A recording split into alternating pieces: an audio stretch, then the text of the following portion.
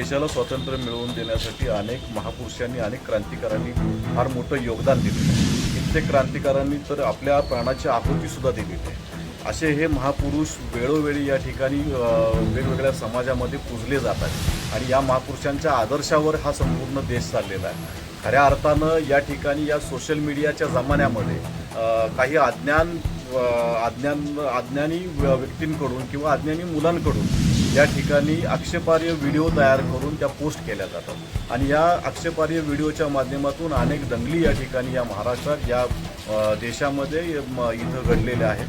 अशा पद्धतीनं या ठिकाणी या देशाला ज्यांनी संविधान दिलं असे महामानव डॉक्टर बाबासाहेब आंबेडकर यांच्या या ठिकाणी आक्षेपार्ह व्हिडिओ तयार करून या ठिकाणी एक समाजाला एक नको तो संदेश देण्याचं काम या ठिकाणी या समाजकंटकांकडून होत आहे।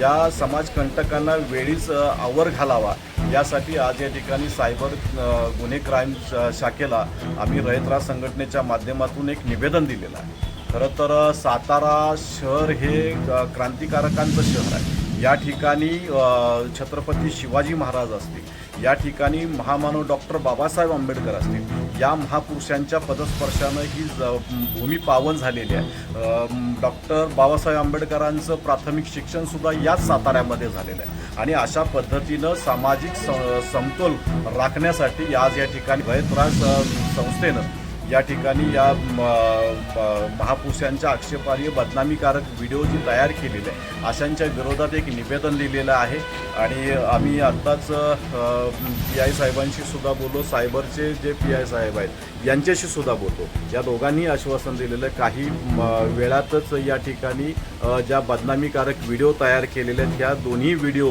या अकाउंटवरून डिलीट होतील आणि अशा पद्धतीचे व्हिडिओ पुन्हा दिसणार नाही अशा पद्धतीचं आश्वासन दिलेलं आहे। मी पुन्हा एकदा या ठिकाणी अशा पद्धतीनं जे काय समाजकंटक व्हिडिओ तयार करतात यांना मी संदेश असा देईन की समाजामध्ये दुफळी निर्माण करायचं काम कुणी या ठिकाणी करू नये आणि जर केलं तर रयत राज संघटना किंवा साताऱ्यातील नागरिक अशा पद्धतीची ही दुफळी निर्माण करणाऱ्या नागरिकांना चोप दिल्याशिवाय राहणार नाही एवढंच या ठिकाणी सांगतो। थांबतो। धन्यवाद।